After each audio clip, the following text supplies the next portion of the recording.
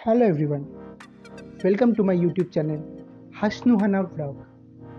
আমার প্রথম ইউটিউব চ্যানেলে প্রথম ভিডিওতে আপনাদের সকলকে স্বাগত, যেখানে আমরা সুন্দরবন ভ্রমণের গল্প তুলে ধরবো আপনাদের সামনে এবং আমাদের জার্নিটা আপনাদেরকে দেখাবো। আশা করি আপনাদের সকলে খুব ভালো লাগবে। তো চলুন শুরু করা যাক। সুন্দরবন যাত্রার প্রথম দিনে শিয়ালদা থেকে ট্রেন ধরে সকাল 9:20 মধ্যে আমরা পৌঁছে গেলাম ক্যানিং স্টেশনে। অতঃপর আমাদের লক্ষ্য সুন্দরবন পৌঁছানো। ট্যুরস অ্যান্ড ট্রাভেলসের লোকেরা আমাদের গাইড করে নিয়ে গেলেন টোটো স্ট্যান্ডের কাছে। সেখান থেকে ম্যাজিক গাড়ি করে আমাদের গন্তব্য গদখালি লঞ্চ ঘাট। সেখানেই আমাদের জন্য অপেক্ষা করছে আমাদের সুন্দরবন যাত্রার 2 রাত 3 দিনের লঞ্চ। ক্যানিং স্টেশন থেকে মিনিট 40 কি 50 গাড়িতে যাওয়ার পর অতঃপর আমরা পৌঁছালাম গদখালি বাস স্ট্যান্ড।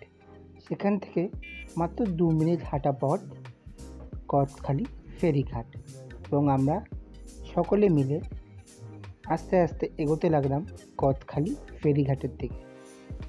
অচেনা পরিবেশ এবং ভ্রমণের উত্তেজনা আমাদের মনের মধ্যে যেন এক অন্যরকম শিহরিত বিদ্যুৎ সঞ্চারিত করছিল।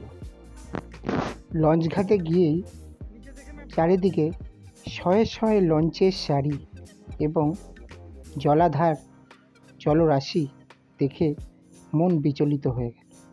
এত সুন্দর দৃশ্য যেন আগে কখনো দেখিনি। অতঃপর আমরা উঠে পড়লাম আমাদের লঞ্চ MV পাখিরানাতে এবং যাত্রা শুরু করলাম।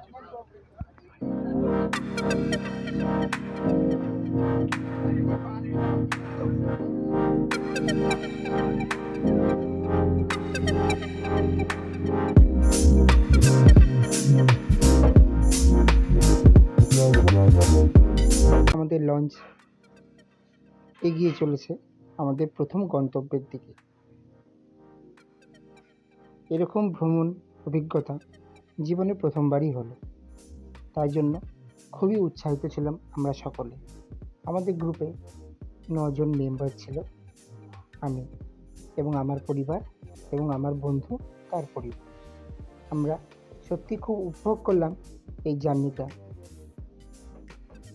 তাড়াতাড়ি আমরা সকালের জলখাবারটি লঞ্চেই সেরে ফেললাম এবং প্রথম গন্তব্যের উদ্দেশ্যে অগ্রসর হলাম।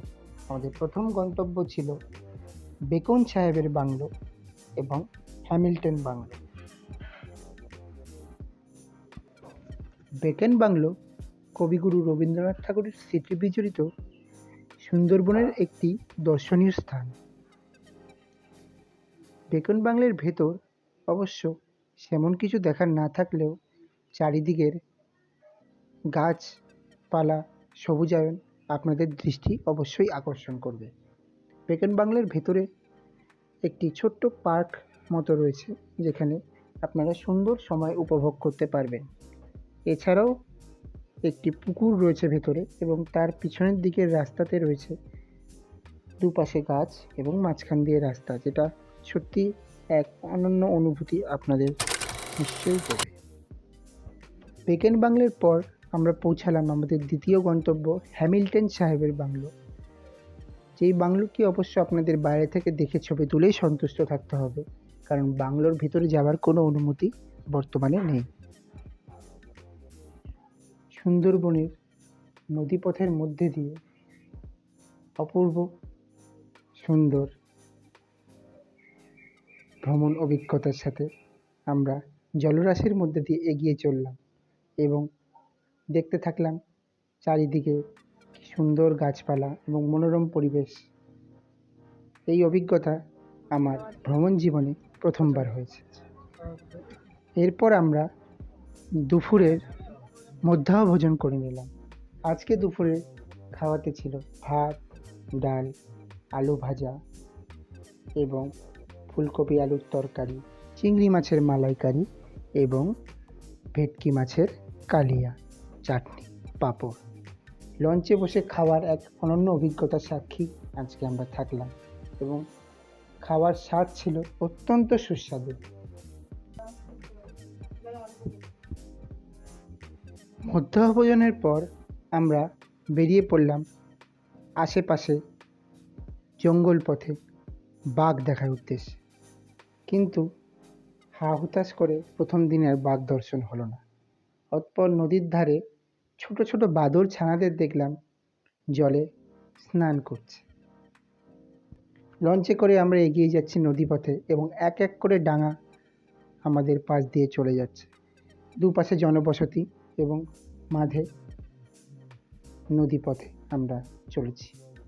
এই সত্যি অনন্য দৃশ্য আমরা সাক্ষী থাকলাম এবং জঙ্গলের মধ্যে দিয়ে যখন প্রবেশ করবে আমাদের এই লঞ্চটি, তখন কি কি দেখতে পাবো এবং কি অভিজ্ঞতা হবে আপনারা অবশ্যই দেখবেন আমাদের এই ভিডিও।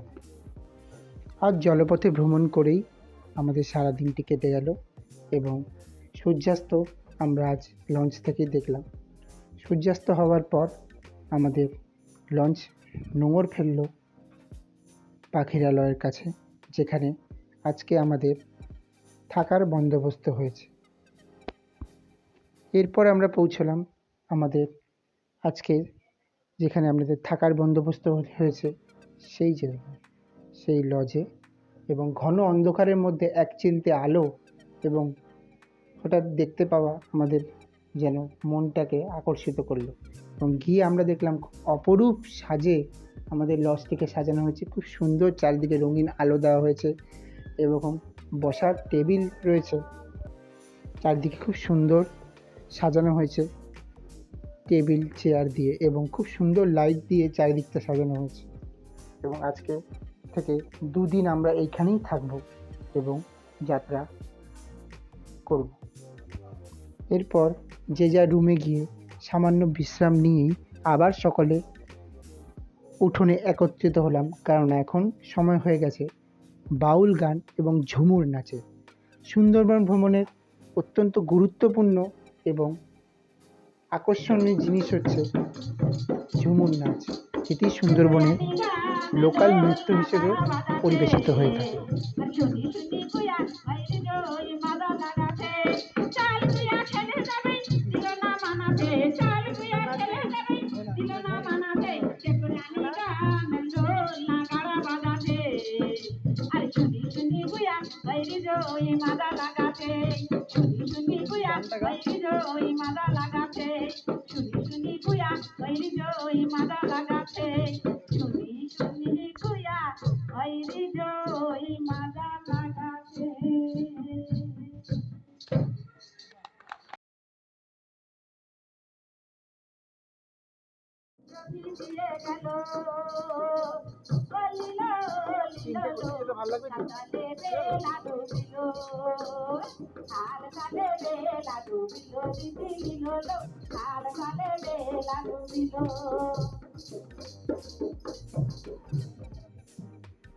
করতে করতেই আমাদের কাছে চলে এলো সন্ধেবেলা স্ন্যাক্স, চিকেন পকোড়া এবং সস।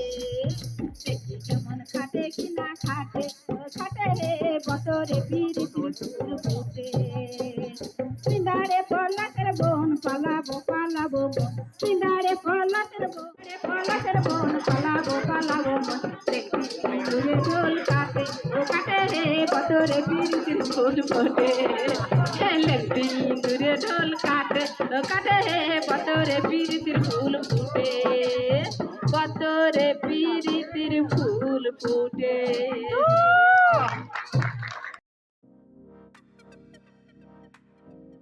রাত্রিরের ডিনারে আজকে ছিল ফ্রাইড রাইস, চিলি চিকেন এবং স্যালাড। সত্যি কথা বলতে আজকে সকালে এত ক্লান্ত ছিল ভ্রমণের পর, তাই খাওয়া দাওয়ার পর আর এক টুকরো আমরা অপেক্ষা করতে পারিনি, সোজা চলে গেছি বিছানায়। কিন্তু এই ঝুমুর নাচে সবাই মিলে যে আনন্দ করা, এই এত অপরিচিত লোক একত্রিত হয়ে যেন নিজেদের অনেক দিন ধরে চিনি এরকম যে অনুভূতি, এটা সত্যিই আমাকে খুব ভালো লেগেছে। তারপর আজকে আমরা খেয়ে দিয়ে শুয়ে পড়লাম এবং প্রথম দিনের যাত্রা আজকে আমাদের এখানেই শেষ হলো।